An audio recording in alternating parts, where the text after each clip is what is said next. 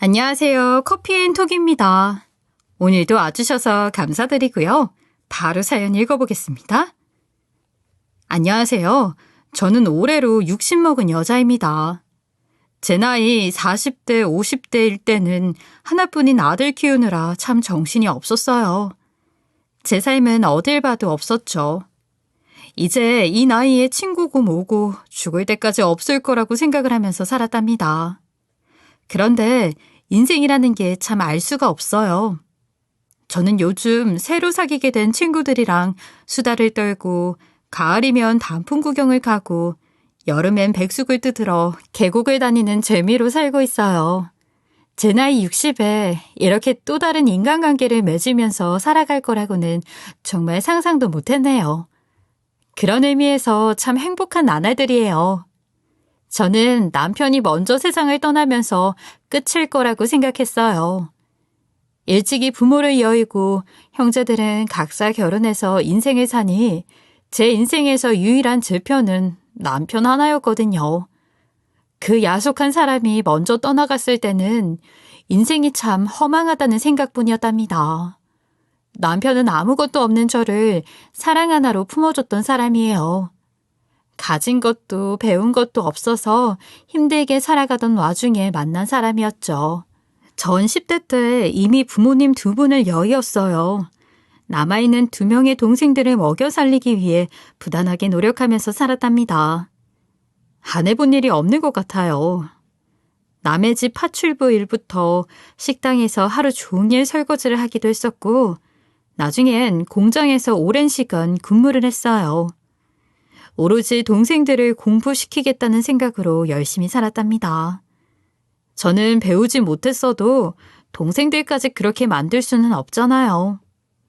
남편은 제가 공장에서 근무하던 시절 만나게 되었어요.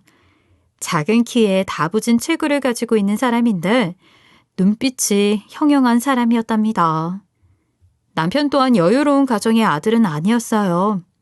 그래서 저희는 서로의 힘듦에 대해 이해할 수 있었어요. 참 다정한 사람이었죠. 지친 제 삶 속에서 그 남자는 저한테 한 줄기 빛 같았어요.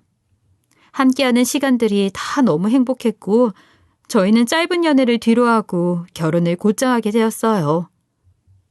내가 가진 게 없어서 해줄 건 없지만 앞으로 힘든 일이 있으면 맞서지 말고 내 뒤에 숨어 있어. 내가 너 하나는 꼭 지켜줄게. 그 말이 얼마나 든든했는지 모르겠어요. 가족도 저에게 이런 사랑을 베풀어주지 못했거든요. 가진 것이 없어서 부족한 뿐인 결혼 생활이었지만 제가 기댈 수 있는 든든한 버팀목이 생겼다는 사실 하나만으로도 너무나 행복했어요. 남편은 목공 일을 하는 사람이었는데 작업하는 공장에서 짜투리 목재로 조그마한 가구들을 만들어서 살림살이를 늘려나가고 있었어요. 그런 소소한 행복이 우리에게는 있었죠. 한 푼, 2푼 모아가면서 더 나은 집에서 살기 위해 조금씩 노력을 해가고 있었는데 그런 재미로 살아갔던 것 같아요. 매일같이 이어지는 잔업에 주말 근무에 힘든 날도 많았지만 절먹기에 할 수 있었어요. 우리가 지금은 이렇게 작은 집에서 지내고 있어도 언젠가는 저렇게 느티나무가 마당에 심어져 있는 저런 집에서 살 수 있을 거야. 네, 맞아요, 여보. 우리 느티나무도 한 그루 심고 나중에 감나무도 심어요. 그럼 너무 좋지. 그리고 저희 부부는 결혼한 지 약 3년 만에 아들을 힘들게 얻었어요. 고생 끝에 얻은 아이니만큼 온 정성을 다해서 키워냈었답니다. 처음 옹알이로 엄마라고 할 때, 첫 걸음마를 뗄 때, 처음 사과를 먹던 날 등등 수많은 처음들을 함께 했었는데 지금도 너무 생생하게 생각이 나요. 저희 집에 아이가 와주고 나서부터 웃는 날이 정말 많았답니다. 좋은 일은 한 번에 몰아서 온다더니 참 감사하게도 아이가 와준 이후에 우리가 원하던 마당이 있는 집으로 이사를 갈 수 있는 기회가 생겼어요.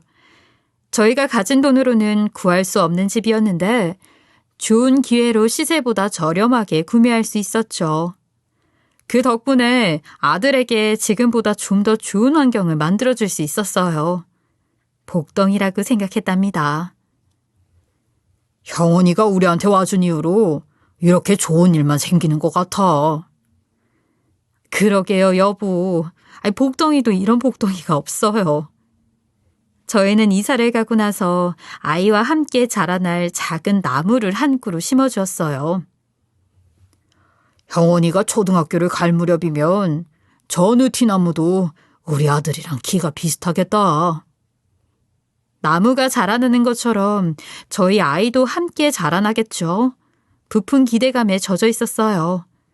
모든 게 완벽하다고 생각했답니다.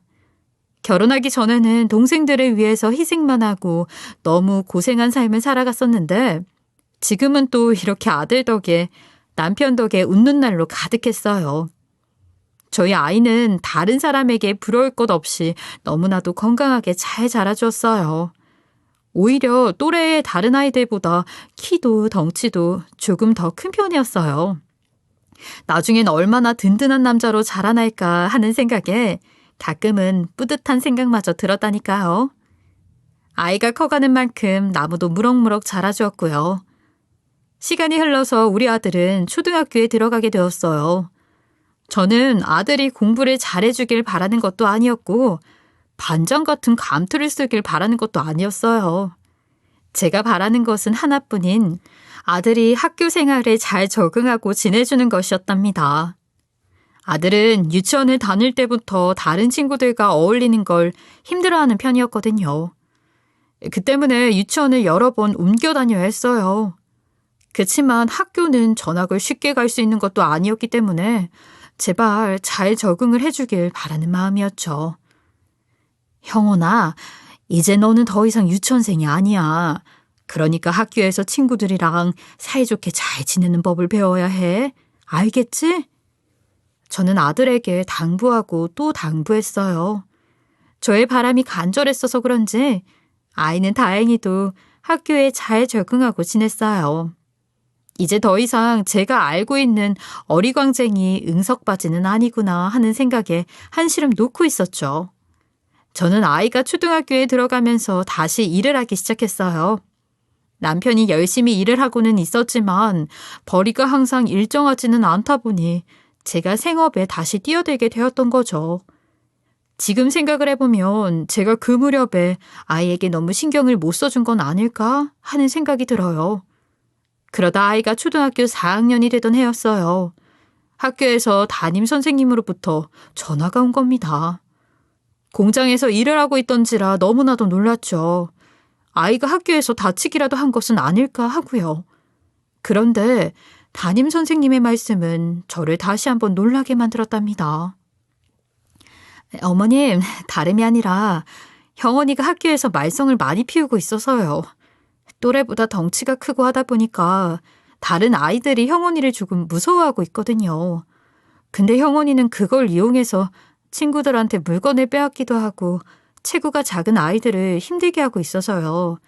가정에서 교육이 좀 더 필요할 것 같습니다. 네? 선생님, 그게 무슨 말씀이에요? 저희 아이 학교에서 잘 지내고 있는 거 아니었나요? 형원이가 물건을 뺏은 친구가 있는데 그 아이 어머님께서 저한테 전화를 주셨거든요. 그 아이 어머님께서 사과를 꼭 받고 싶다고 하시는데 대체 뭘 뺏은 건데요? 선생님의 말씀에 저는 너무 놀라서 까무러치는 줄 알았어요. 선생님에게 구체적인 이야기를 들어보니 친구들이 많이들 가지고 노는 작은 자동차 장난감이 있는데 다른 아이들이 마음에 드는 걸 가지고 있으면 그걸 그렇게 빼앗고 돌려주지 않는다는 거예요. 저한테도 몇 번 사달라고 했었는데 가격이 좀 나가는 장난감이라 제가 사주지를 않았었거든요. 그게 이렇게 화를 부른 겁니다. 학교에서 친구들이랑 사이좋게 잘 지내고 있는 줄 알았는데 그게 아니었던 거죠. 저는 너무 놀라서 조퇴를 하고 당장 아들을 불러다가 물었어요. 너 정말 학교에서 그런 짓을 한 게 맞아? 엄마가 안 사주니까 그런 거 아니야. 그렇다고 힘없는 친구 거를 빼서? 그건 하면 안 되는 행동인 걸 몰라서 그런 거야? 그럼 엄마가 진작 사줬으면 됐을 거 아니야? 이 녀석이? 저는 그날 아이를 아주 호되게 혼내켰어요. 그리고 아들에게 피해를 입은 학생의 부모님에게 가서 고개 숙여서 사죄의 말씀을 드렸고요. 제가 먹고 사는 것에 급해서 아들을 제대로 키우지 못했습니다. 어머님, 정말 죄송합니다. 제 아이가 뺏어간 장난감 값은 제가 따로 드리겠습니다.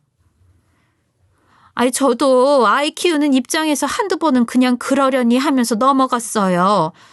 자라나는 애들끼리 좀 싸우기도 하고 그러는 거니까요. 그래도 이건 정말 아니잖아요. 집에 와서 맨날 울고불고 난리를 피우는데, 그리고 형언니가 덩치가 작은 것도 아니고 말이죠. 저도 속이 참 상하네요. 정말 죄송합니다. 제가 아이에게 너무 신경을 쓰지 못해서 그랬어요. 다시는 이런 일 없을 겁니다. 다시 한번 거듭 죄송합니다. 그날 밤 스스로에게 죄책감이 들어서 얼마나 울었는지 몰라요.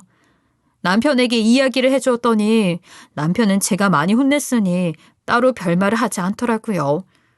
그저 자고 있는 아이의 얼굴을 한번 쓰다듬어 주었어요. 저 어린 것이 그 장난감이 얼마나 가지고 싶었으면 저럴까 싶네. 아휴, 우리도 참 못났다. 남편은 이해심이 남다른 사람이었어요. 오히려 아들의 마음을 더 헤아려 주었죠. 그리고 다음날 저는 아이에게 원하는 장난감을 사주면서 절대로 다시는 그런 짓을 하지 않겠다는 약속을 받았답니다. 네가 원하는 것 있으면 지금 골라. 그리고 다시는 학교에서 그런 짓을 하면 안 돼. 알겠지? 진짜지, 엄마? 진짜 골라도 되는 거지? 아싸! 저렇게 좋아하는 것을 사주지 않았던 저도 참 어리석었다 싶더군요. 아이는 원하는 장난감을 손에 얻고 날듯이 좋아하더군요. 그 이후로는 큰 문제 없이 잘 커주었어요. 그러다 고등학교에 올라가서 문제는 또다시 생겨버렸어요. 어느 날 밤에 모르는 번호로 전화가 오는 거예요. 의아한 마음으로 전화를 받았어요. 저 누구시죠? 수화기 너머에서 들리는 말에 저는 너무 놀라서 심장이 미친 듯이 뛰기 시작했답니다. 그 전화는 응급실에서 걸려온 전화였어요. 아들이 지금 오토바이 사고가 났다는 거예요. 저는 남편과 함께 곧장 응급실로 향했어요. 양쪽 다리에 붕대를 칭칭 감고 있는 아들을 보고 다리에 힘이 풀려서 주저앉아 버렸죠. 아들은 저희 부부 몰래 친구들과 훔친 오토바이를 타고 다녔던 겁니다. 이 사실을 전혀 몰랐어요. 항상 학교에서 야간 자율학습을 마치고 돌아오면 거의 11시가 가까운 시간이다 보니 그냥 학교에서 늦게 끝난 줄로만 알았던 거죠.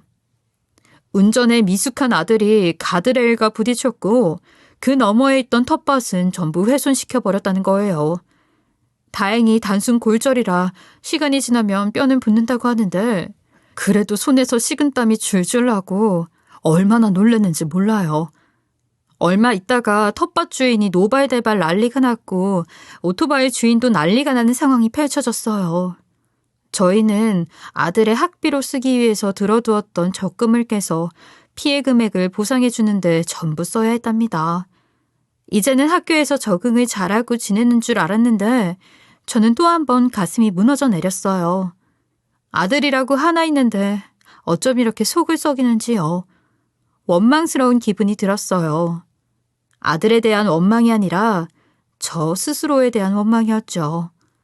나는 엄마로서의 자격도 없는 사람이구나 하는 생각에 고통스러웠답니다.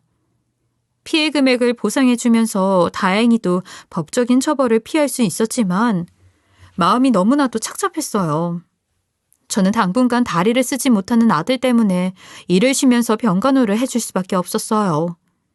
하루는 아이에게 큰 소리를 내면서 혼내킨 적이 있습니다. 너 정말 어떻게 살려고 이런 사고를 냈어? 아무리 그래도 어떻게 오토바이를 훔칠 생각을 해? 아들은 말없이 못 들은 채를 하더군요. 다시는 이러지 않겠다고 하더군요. 이제 진짜 안 그럴 거야. 엄마가 피해 금액 전부 보상해 준 거지? 그래, 이 녀석아. 제발 다시는 그런 짓 하지 마. 호기심에 한번 그랬다가 이게 무슨 꼴이야? 엄마가 많은 거 바라지 않을게. 제발 학교만 무사히 졸업해줘. 부탁이야. 자기 딴에도 그 사고가 충격이었는지 그 이후로는 무탈하게 학교를 졸업했어요. 공부하는 애저녁부터 거리가 있었던지라 곧장 취업을 할 생각인 것 같더라고요. 그런데 애아빠가 제게 이러는 거예요. 아무래도 저 녀석 어디 회사에 들어가서 일을 하는 것보다 군대에 말뚝을 박는 게 좋을 것 같아. 거기서 기강도 배우고 각 잡힌 생활을 하면 정신을 바짝 차릴 수 있지 않을까 싶어. 엄마로서 군대는 너무 위험한 것 같아서 안 좋게 생각을 했었는데 남편의 말을 들어보니 아들에게는 그게 더 좋을 것 같다는 생각도 들더라고요. 남편은 아들에게 슬쩍 이야기를 던졌어요. 너 어디 취업하지 말고 군대에 들어가서 말뚝 박는 게 어때? 나중에 전역하더라도 한번 배워봐. 그게 너한테 좋을 것 같구나.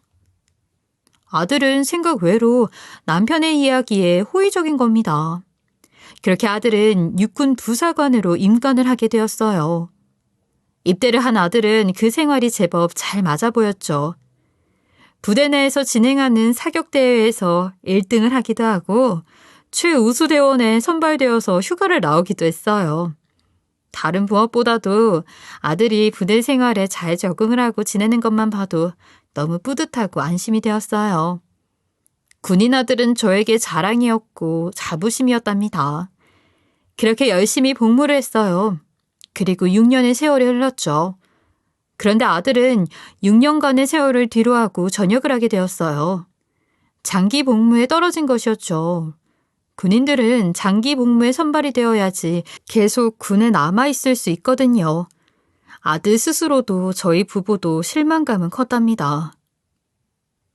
너처럼 열심히 하는 군인이 어떻게 떨어질 수가 있는 거니? 나도 무조건 내가 장기에 될 줄 알았는데 부사관은 확실히 한계가 있는 것 같아. 그래도 네가 6년이나 성실하게 복무하지 않았니? 분명 좋은 경험이었을 거야. 아직 어리니 이제라도 뭐든 다시 시작하면 돼. 그런데 아버지의 말을 들은 건지 만 건지 전역을 한 아들은 오랜만에 사회에 나와서 그런지 맨날 늦게까지 술을 마시고 당구장이며 PC방만 전전하면서 지내더라고요. 뭐든 빨리 시작을 해보라고 했지만 돌아오는 답은 돈이 없다는 거예요. 정말 돈이 한 푼도 없는 거야? 군인 월급 얼마나 된다고. 받는 족족 전부 써버리고 하나도 없어.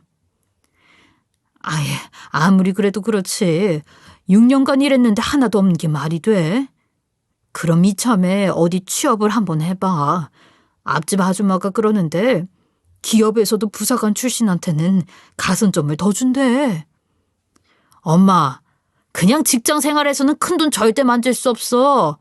150 벌어서 언제 집 사고 언제 장가 가고 하겠어?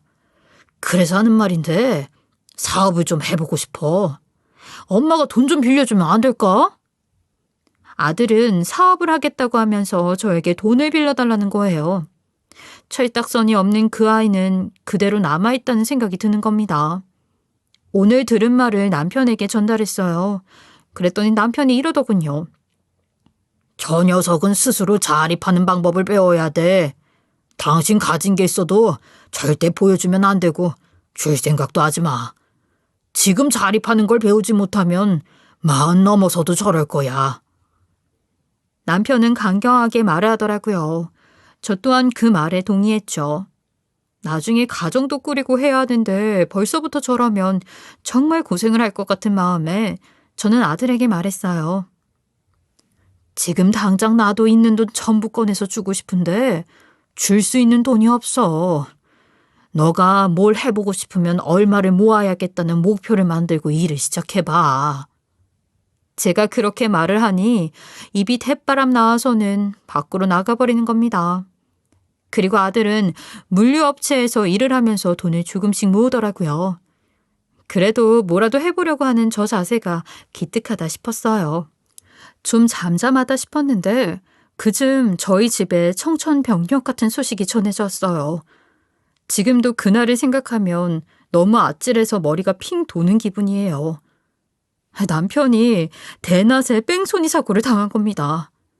믿을 수 없었어요. 눈앞이 노래지는 게 뭔지 절실히 알게 되었어요. 어떻게 우리한테 이런 일이 있을 수 있는 건지 현실로 와닿지 않았습니다. 기계에 의지해서 중환자실에 누워있는 남편을 보고 있으면 눈물밖에 나지 않더군요. 그리고 제발 기적이 일어나 주길 바라는 마음뿐이었죠. 여보, 제발 일어나줘요. 듣지 못할 말을 중얼거리면서 하염없이 눈물을 쏟아낼 뿐이었어요. 얼마 지나지 않아서 뺑소니범은 잡혔어요. 하지만 뺑소니범은 돈이 전혀 없다면서 보상을 해줄 수 없다고 그냥 법대로 하라면서 배째라는 거예요. 저도 돈이 필요 없으니 그냥 법대로 하라고 했죠. 돈을 받는다고 한들 다친 남편의 시간을 되돌릴 수 있는 것도 아니었잖아요. 남편은 사고 이후 한 번도 정신이 깨어나지 못했어요. 그리고 한 달을 중환자실에 누워서 지내던 어느 날 밤 유명을 달리했답니다. 세상이 무너지는 기분이었죠. 저의 하나뿐인 든든한 내 편이었던 남편이 어떻게 하루아침에 이렇게 될 수 있는 것인지 저는 처절하게 무너져 내려서 하염없이 울었어요. 아들도 속상해하는 건 마찬가지였답니다. 그래도 아들 녀석이 있어서 다행이라고 생각을 했어요. 장례를 치르는 내내 믿어지지 않는 현실에 많이 힘들었지만 아들에게 의지하면서 그 시간들을 이겨낼 수 있었죠. 남편이 떠나는 얼마 지나지 않았을 때였어요. 아들이 저한테 이러는 겁니다.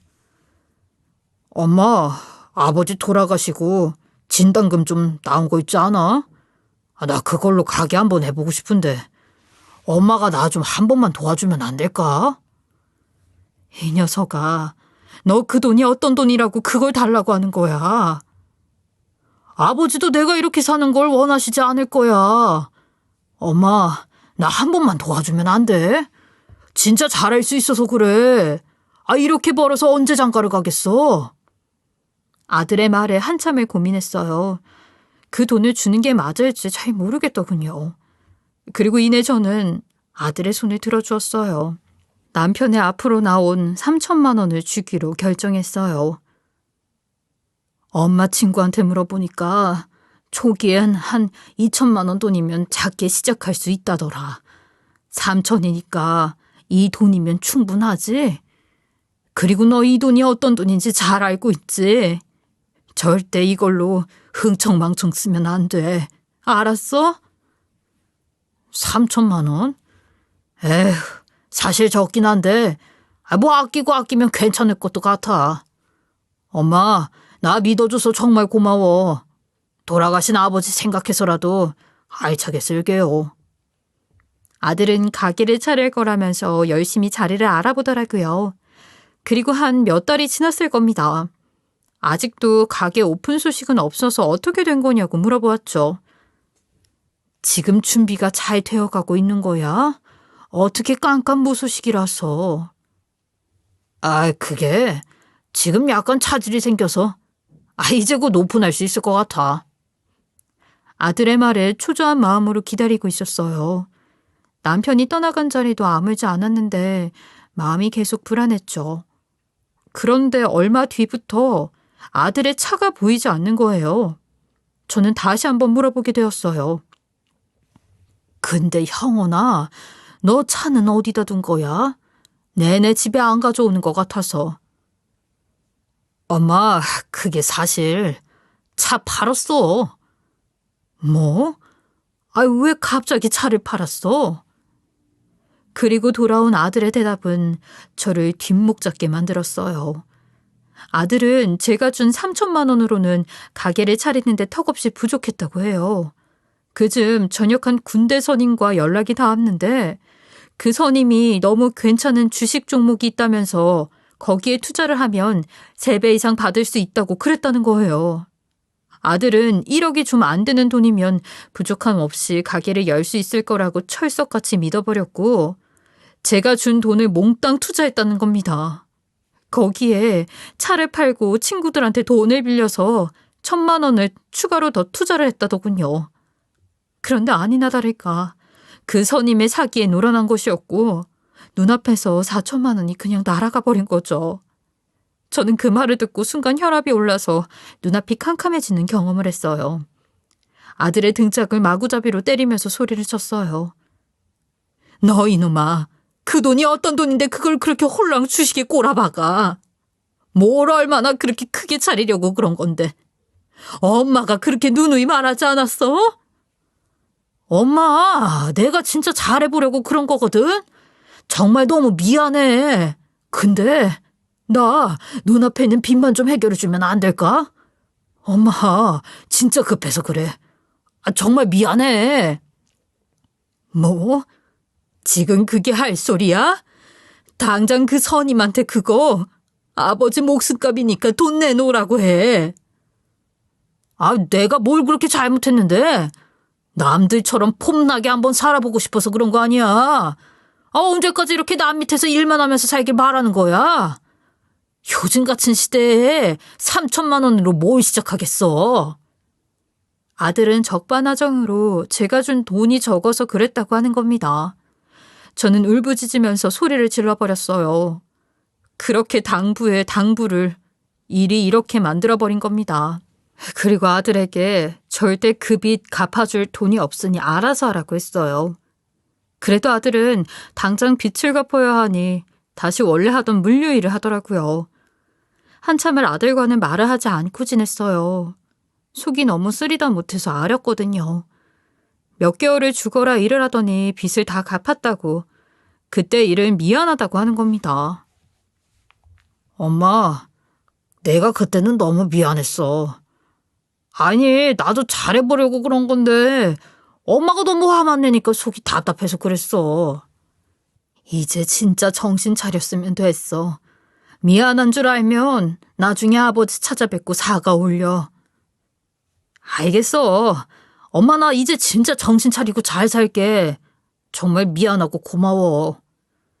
제발 이제라도 성실하게 월급 따박따박 받아가면서 살았으면 하는 마음뿐이었답니다. 아들은 몇 번 직장을 옮기긴 했지만 그래도 일을 열심히 하는 것 같았어요. 가끔씩 집에 용돈을 들고 오기도 했죠. 그러던 어느 날이었어요. 갑작스럽게 저에게 이러는 거예요. 엄마, 나 올 가을에 결혼하려고. 뭐? 갑자기? 너 만나는 사람이 있었어? 이제 한 6개월쯤 된 것 같은데 사실 애가 먼저 생겨버렸어. 아들의 말에 너무 놀라서 말을 잇지 못했어요. 애가 정말 착해. 아무튼 주말에 데리고 올 거니까 알고 있어. 어안이 벙벙했어요. 갑자기 임신을 했다면서 여자를 데리고 온다는 말에 정신이 하나도 없었죠. 그리고 그 주 주말에 여자친구를 데리고 온 겁니다. 결혼할 여자친구는 참한 인상에 눈빛이 선한 아이였어요. 한눈에 봐도 우왕좌왕하는 우리 아들을 잘 붙잡아 줄 것 같아 보였죠. 그게 마음에 들었어요. 그치만 두 사람은 신혼집을 마련할 여력이 없었어요. 며느리가 될 아이도 집이 여유가 있지는 않아서 손 벌릴 곳이 없었죠. 당장 아이가 태어나기 전에 울타리를 만들어야 해서 저의 비밀 적금을 깨서 두 사람의 보금자리를 만들어 주었어요. 그리고 급하게 결혼을 준비해서 식을 올렸답니다. 아들은 아빠가 되더니 이전보다 더 성실하게 열심히 살았어요. 여자를 잘 만나서 인생이 많이 변했다고 느꼈어요. 아가, 네 덕에 우리 형원이가 마음을 딱 붙잡고 열심히 사는 것 같아. 어머님이 저희 살 집 마련하는 것도 도와주시고 그래서 더 열심히인 것 같아요. 저랑 만나던 초반에는 맨날 술만 마시고 방황하는 것 같았는데 이제 아빠 된다고 좀 변했네요. 이래서 남자도 그렇고 여자도 그렇게 자기 짝을 잘 만나야 해. 저 녀석 그렇게 내 속을 썩이더니 이렇게 잘 지낸 것 같아서 얼마나 보기 좋은지 몰라. 어머님한테 부끄럽지 않게 정말 열심히 살게요. 며느리는 말도 참 예쁘게 하는 착한 아이였어요. 그리고 태어난 우리 손주는 예쁜 딸이었답니다. 우리 아들을 품에 안을 때랑은 또 다른 느낌이더라고요. 요 사랑스러운 녀석에게 용돈이라도 지어주기 위해서 저 또한 열심히 일하면서 살았어요. 남편이 없는 삶에서 이제 아들 내외한테 손을 벌리지 않고 지내려면 한 푼이라도 벌어야 했기 때문이었죠. 시간은 또 덧없이 흘러서 3년이 지났어요. 아들 내외는 그 사이에 둘째 아이까지 낳았고 예쁜 울타리를 만들어서 살아가고 있었답니다. 저도 제 나름대로 열심히 지내고 있었어요. 그러던 어느 날 저희 집에 믿을 수 없는 일이 일어났어요. 며느리가 저를 찾아와서 울면서 이러는 겁니다. 어머님, 그이가 많이 아프대요. 뭐? 아파? 아니, 어디가 얼마나 아픈데 그러는 거야? 한참 전부터 몸이 너무 이상하다고 해서 병원에 갔는데 큰 병원에 가보라고 하는 거예요. 그래서 급하게 대학병원에 가서 검진을 받았는데 간경화래요. 간 수치가 비정상적이라고 하더라고요. 긴급 처방받고 지금은 병원에 누워있긴 한데 간 이식을 받지 않으면 당장 목숨이 위태로운가 봐요. 어머님, 저 어떡해요? 우리 애들 아직 유치원도 못 갔는데. 어머님, 저 너무 무서워요. 며느리의 말에 저는 너무 놀라 다리에 힘이 풀려버렸어요. 그리고 아들이 있는 병원으로 가봤는데 언뜻 보기에도 얼굴이 말이 아닌 겁니다.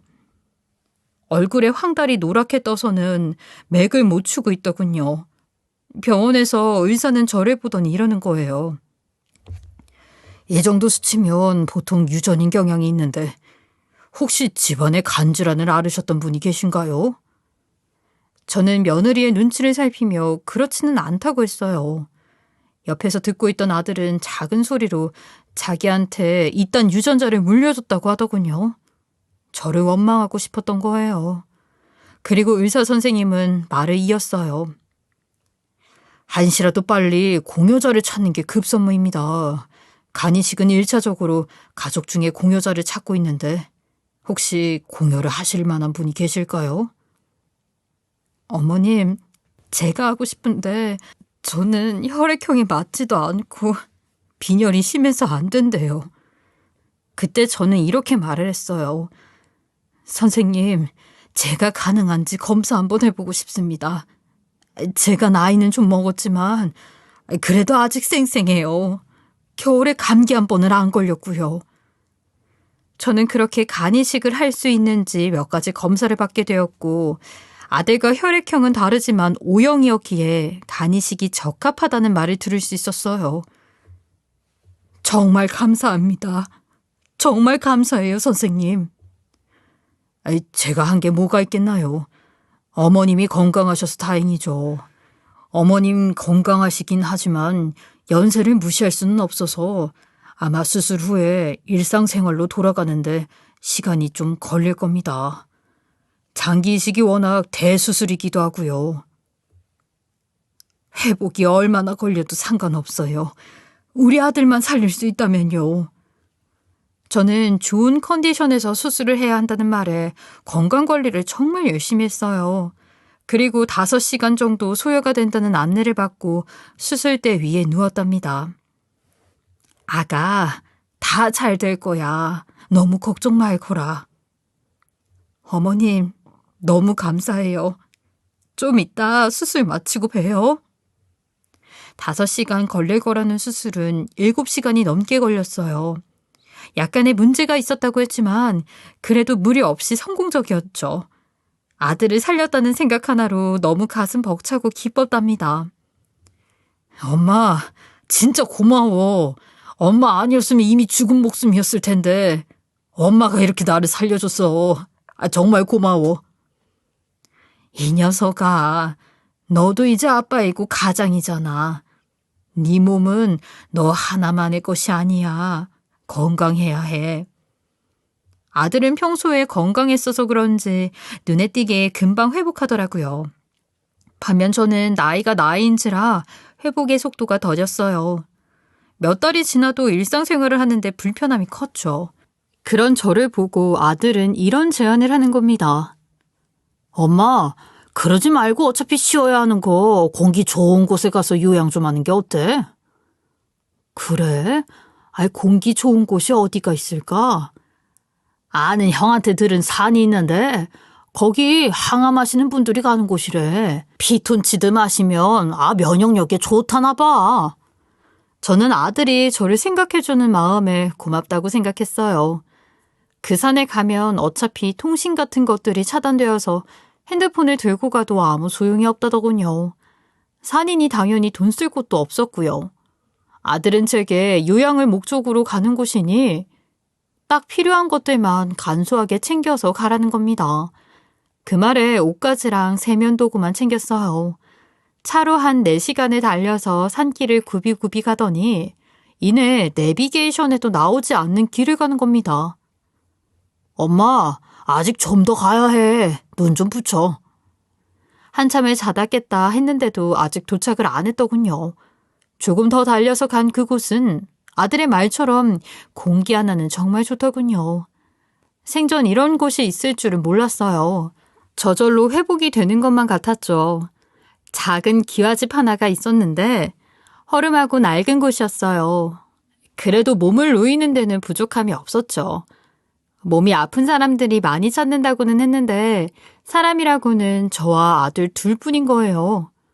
혼자였으면 은근 무서울 것 같은데 그래도 아들이랑 둘이 있어서 든든했어요. 다음 날 아침 아들은 시내에 먹을 것을 사러 잠깐 다녀오겠다고 하더군요. 알겠다고 했죠. 그리고 밤이 되도록 돌아오지 않는 거예요. 저는 나가서 무슨 사고라도 난 게 아닌가 걱정이 되었지만 핸드폰이 없으니 연락할 길이 없었어요. 답답한 마음을 안고 그냥 마냥 아들이 돌아오길 기다렸어요. 그렇게 이틀이 지나고 일주일이 지났지만 아들은 돌아오지 않았어요. 그때 알 수 있었죠. 아들은 절대 돌아오지 않을 거라는 사실을요. 저를 이곳에 버린 거였어요.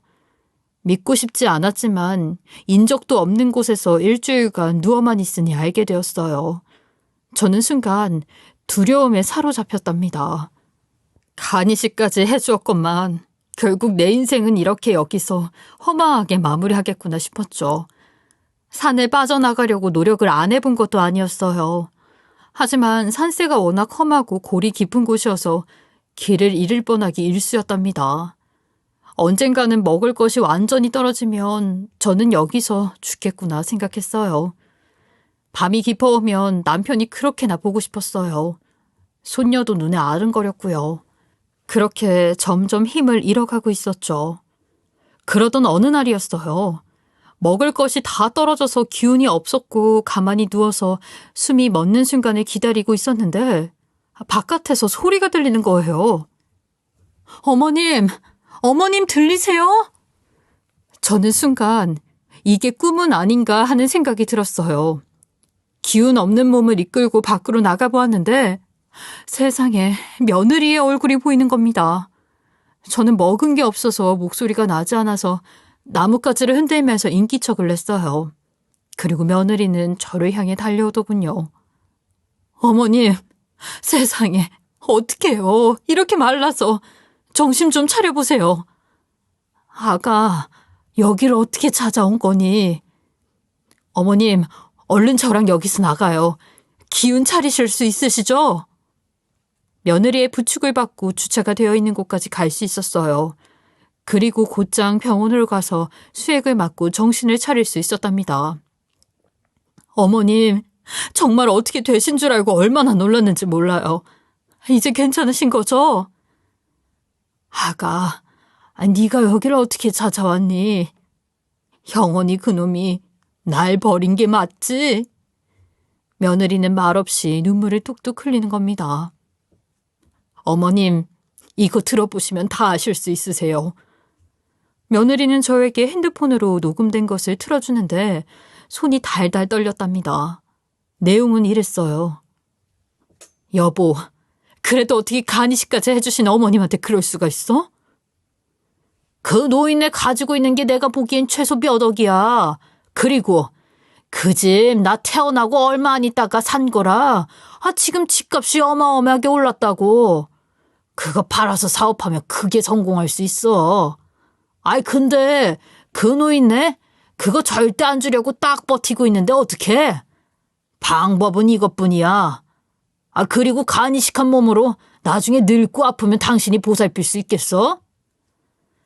그 연세에 목숨 걸고 간이식하는 건 어디 쉬운 일이었을 것 같아? 당장 어머님 모시고 와. 뭐? 아, 기껏 버리고 왔더니 뭘 데리고 오래? 네가 모실 것도 아니잖아. 그리고 60이면 고려정할 나이 됐잖아. 그리고 내가 아프고 싶어서 아픈 거야?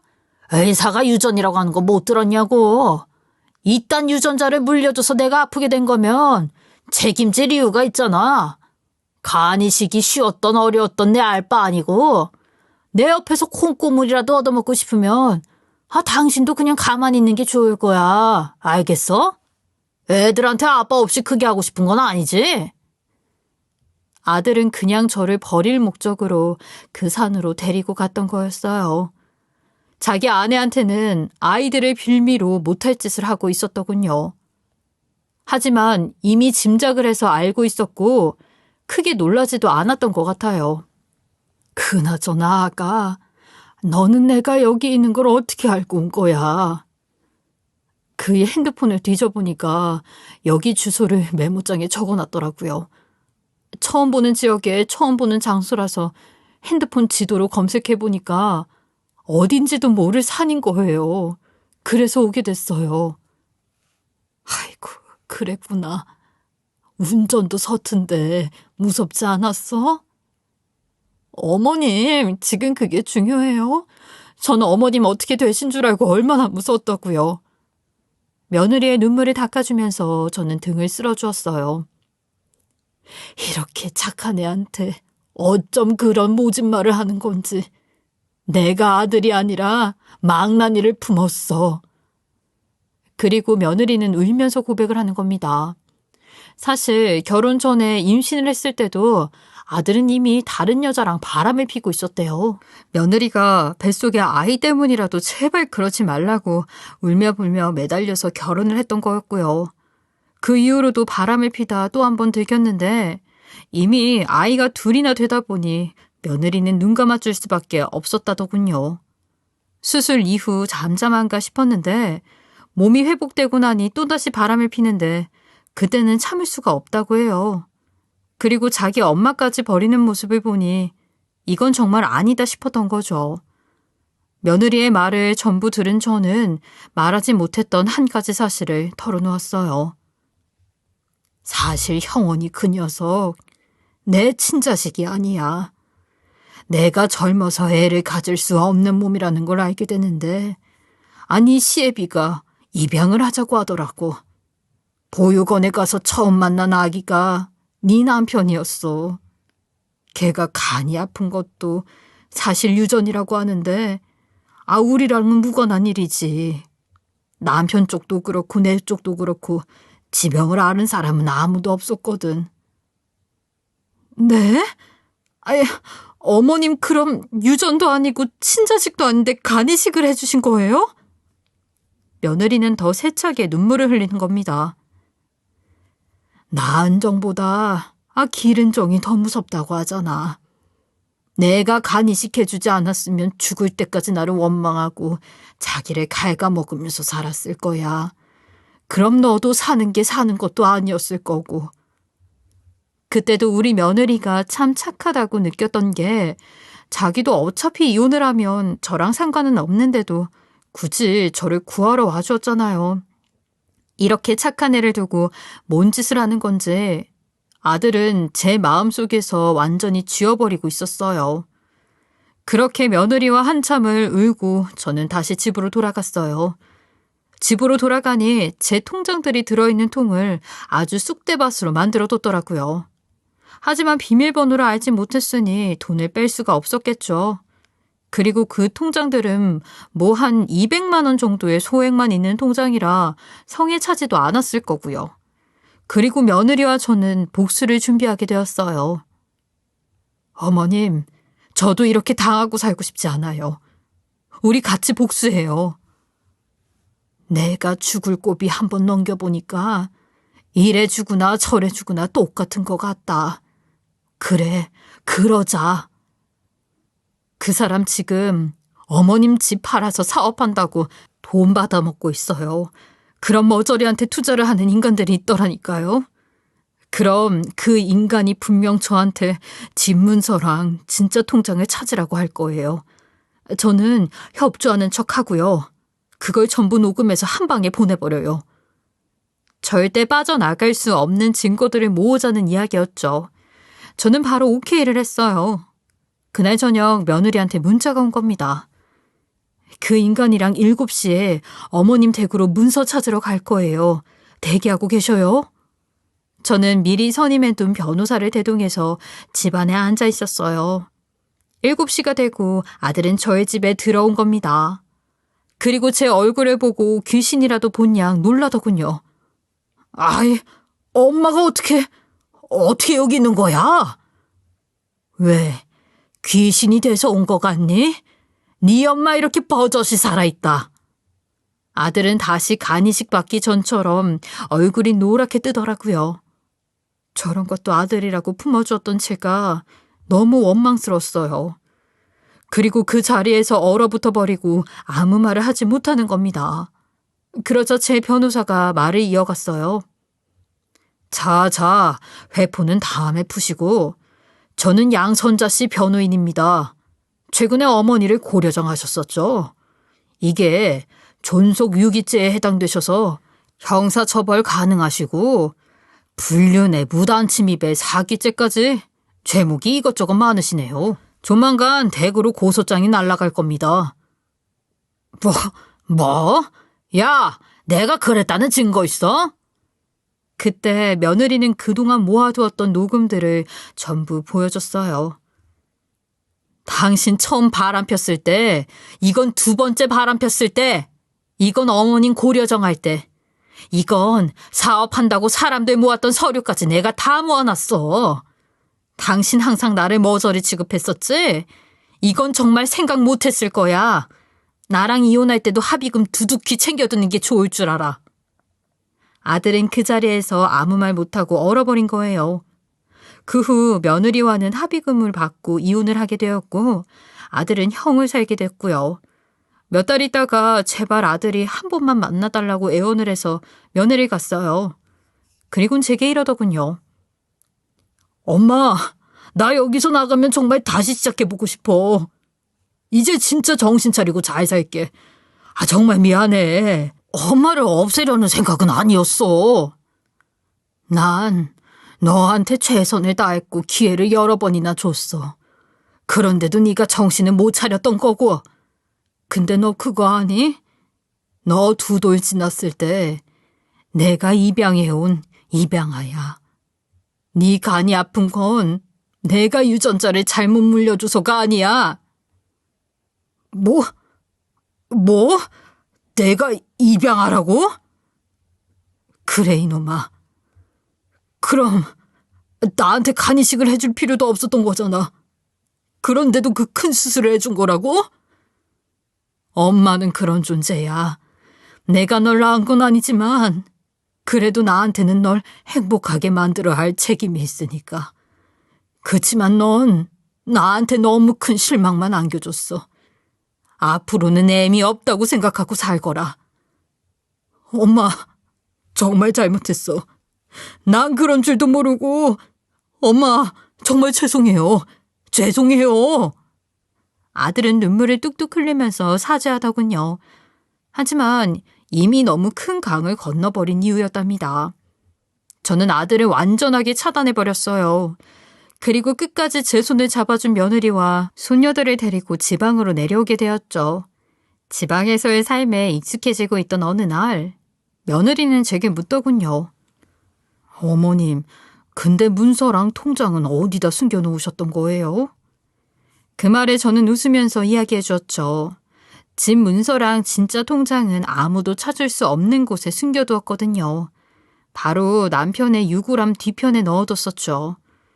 남편은 결혼할 때 저한테 그랬거든요. 힘든 일이 있으면 맞서지 말고 자기 뒤에 숨어 있으라고요. 언제나 든든했던 그 사람이 이렇게 저를 또 한 번 살렸어요. 결국 유일하게 제 편인 남편은 죽어서도 제 편에 서주었던 겁니다. 지금은 아들이랑 완전히 연이 끊겨서 어떻게 지내고 있는지 모르겠네요. 더 이상은 미련을 두지 않으려 합니다. 저와는 정말 연이 아니었던 거라고 생각하기로 했어요. 저는 이사를 온 뒤로 며느리의 권유를 받아 문화센터를 열심히 다니고 있어요. 여기서 장년들을 위한 프로그램을 들으면서 별건 아니지만 자격증도 따고 친구들도 만나고 너무 재미있네요. 또 다른 선물 같은 삶이 시작된 거죠. 이대로 산속에서 굶어 죽을 거라고 생각한 때도 있었지만 다시 활기찬 인생을 살 기회가 생기기도 했어요. 참 알 수 없는 게 인생인 듯해요. 지금 힘든 시기를 겪고 있는 청취자분들도 끝까지 한번 잘 버텨보시길 바라겠습니다. 그러면 웃는 날이 분명 올 거예요. 제 이야기를 재미있게 들어주셨으면 좋겠네요. 지금까지 커피앤톡이었습니다. 오늘도 끝까지 함께 해주셔서 감사하고요. 저는 다음 영상으로 또 찾아뵙겠습니다.